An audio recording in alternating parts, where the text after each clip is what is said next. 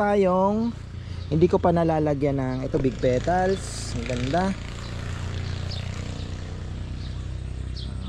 Talaga naman, hindi ka naman masayahan yan, ewan ko na lang. Pwede nang patulan. Pwede na pong patulan, pero palago-ilaguin pa natin siguro. Give them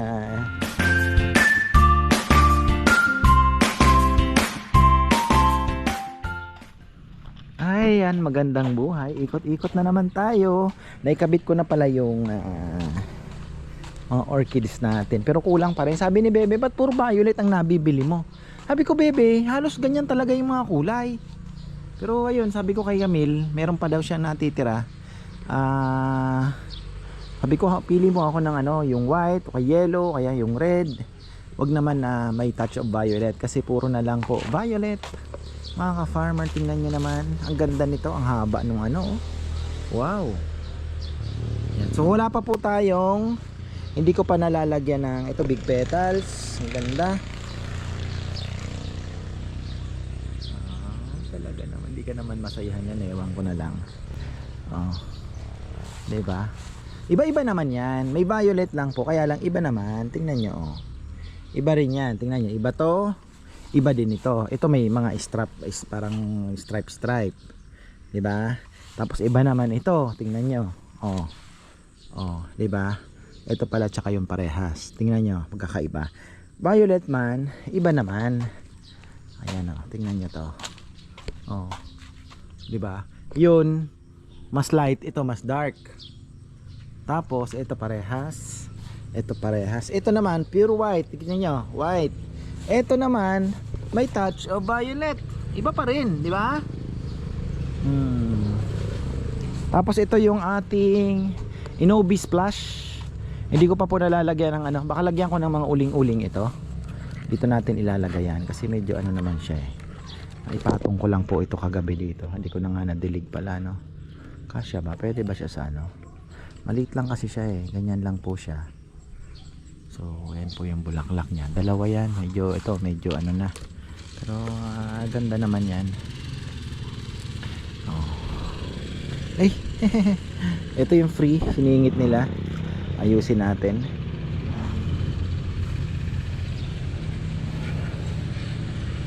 So ilan ba ang dumating kahapon? Isang araw? Nung Saturday to, afternoon dumating minadali ko pong maikabit kagabi. Naabot na ako ng dilim. Nagdilig pa ako ng mga gulay natin. Ayan. Kasi ito ang ganda na. Ito po yung magiging setup nya. Ayan, tingnan nyo. May morning sun. Diba? Ang ganda. Ito may yellow tayo. So ganyan po yan. Kung kayo po ay retired na at mayroon namang space, I think mas maganda din na may ganito po kayo. Pero kung gulay-gulay, mas maganda din may gulay, pero maganda din pong may ganito po kayo. Ano na ito? Wala na ata itong aking okay, napatungan. Patungan siya. Okay ba yan? Napatungan siya. Ayan po ang ating mga orchids, mga ka-farmer. Tapos nakapagpabulaklak na tayo, 'di ba? Ayan, ito. Mga ka-farmer, ayan. So nakapagpa-spike tayo. Gupitin natin 'yan. Ayan, mayroon na din palabas Spike din 'yan. Ito mukhang kailangan nating ayusin. Tatanggalin, papalitan natin itong mga banda, isasabit natin to. Marami kasi tayong strap bandas. Ito mga strap banda po ito. Kailangan natin maayos to. Ay nako mga farmer, iyak dito, iyak doon ang mga bata. Ang hirap gupitin nito. Mangangalay ang kamay mo. Pangit pa yung nabili kong gunting. Ayan hindi mo masasagad, hanggang dito lang.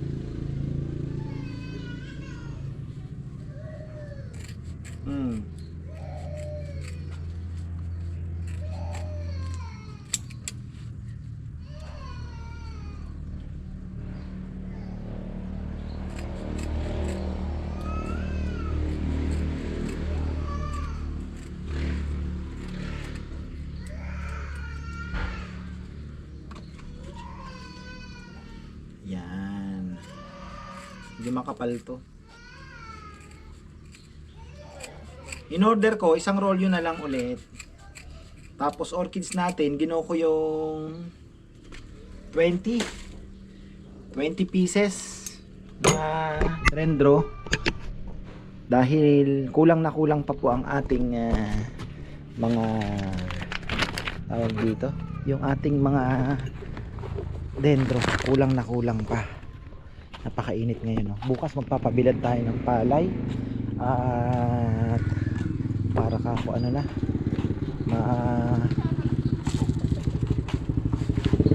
tayo ng palay para may pakiskis na natin.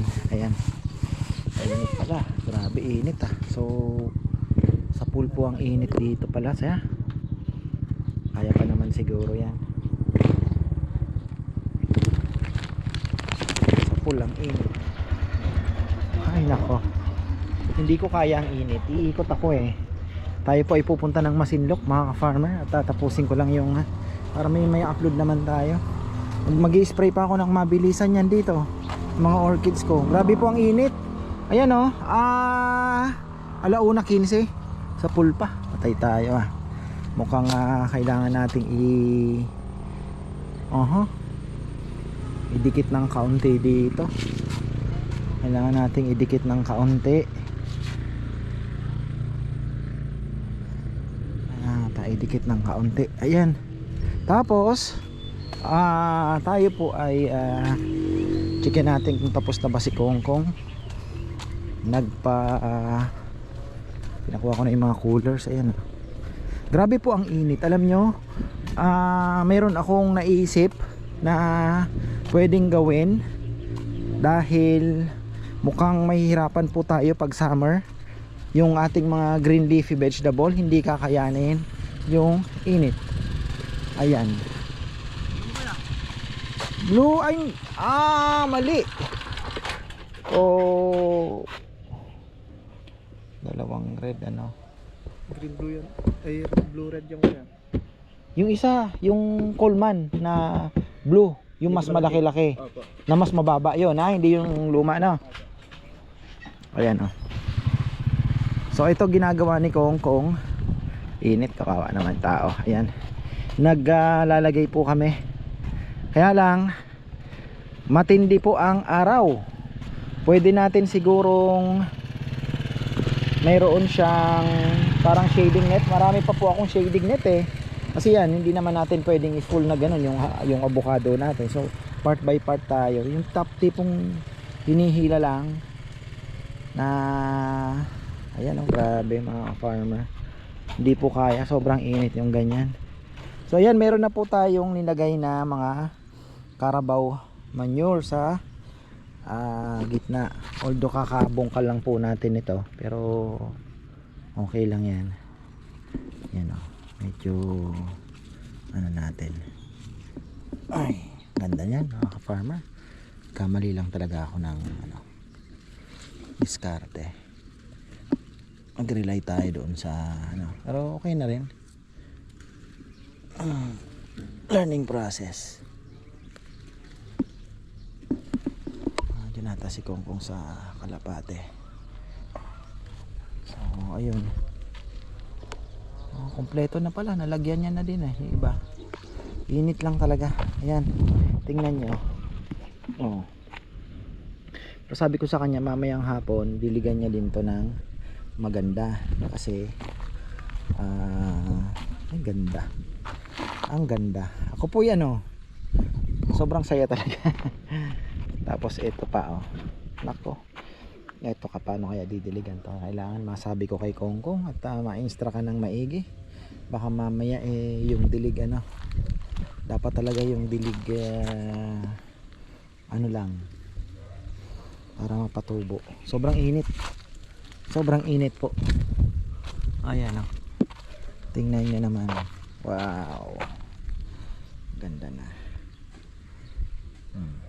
So may Carabao manure na po yan lahat. Okay naman. I think ito kailangan ni Kongkong na diligan talaga to.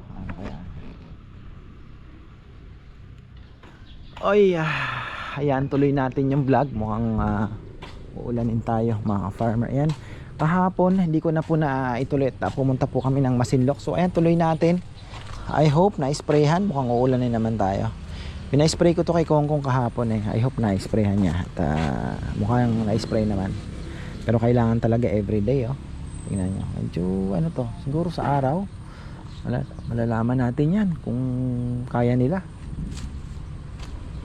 Mukhang hindi kaya, mga ka-farmer. Ayun, patay. Hindi kaya. Mukhang hindi kaya ng dendro. Sabi nila pwede daw sa open sun, pero mukhang hindi ah. Pag hindi, tayo ay uusog dito. Ililipat natin, gagawa natin ang paraan. Dito na lang tayo. Usog natin dito. Dito tayo, magtabi-tabi sila dito. Pagka hindi po kinaya, dito na lang. Tabi-tabi. Hahatiin natin yung side. Tabi-tabi. So ito, puro banda dito. Dito na lang sila. Mukhang hindi kakayanin. I think hindi. Sabi kasi nila, pwede po ba sa full sun yan? Oo sir, mukhang alanganin ah. Aha. So tingnan po natin yan. So ayan, uusog lang naman yan. Papagawaan na lang natin. Alisin natin yon. Dito na lang po yung mga ano natin, alanganin na. Pero at least, 'di ba? Harang kasi sana yan eh. Pero kung hindi kakayanin, hindi kaya. Hindi kaya.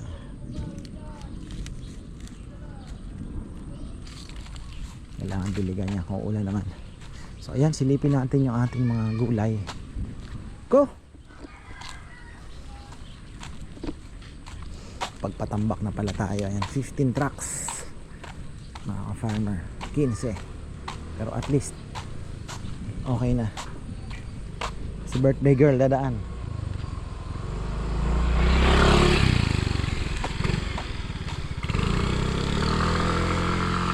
Balot na balot ha. Ayaw maarawan ha. Takot sa araw. So ayan oh, silipin natin. Yung radish sana, bilis marangkada din. Pero hindi ko po sure kung marami ang ayunging patay oh. Yung mga nahilo yan, pero hindi naman po siguro. Parang dati din lang. Ayan oh. Mga malalaki. So ayan. Ganda na pa naman sana. Ayan na po yung ating radish. Kangkong natin, update. Ayan na. Tumutubo na, pero hindi pa po lahat. Makapal yan mga ka-farmer. Yung ating mustasa is pwede nang patulan. Pwede na pong patulan, pero palaguin pa natin siguro. Give them a week. Eto ganun din, 1 week pa siguro. Pwede nang patulan din, magbawas na tayo. Ayan na yung ulan. Ay nako, alanganin tayo. Grabe ang ginanda ng kangkong. So ayan, oh. Grabe ang ginanda ng kangkong. Wala na naman yung aking anak. Dito kasi linagyan po namin ng manure to. Tingnan nyo, nag green na siya. You see the difference? Oh, naabono. Nung naabono na po, mas nag green na po siya. Ayan na, green na. Ayan na, green. At ito medyo may dilaw-dilaw ng konti I don't know. So ayan. Yan ay ulan. Sakto. Didiligin ko pa na. Bukas na tayo mag-fish amino acid umaga. Baka umaga bago ako maghatid sa school. Lagyan natin. Mag-fish amino acid tayo. Yung bok choy talaga late. Ayan pa lang yung iba oh. Ayan pa lang.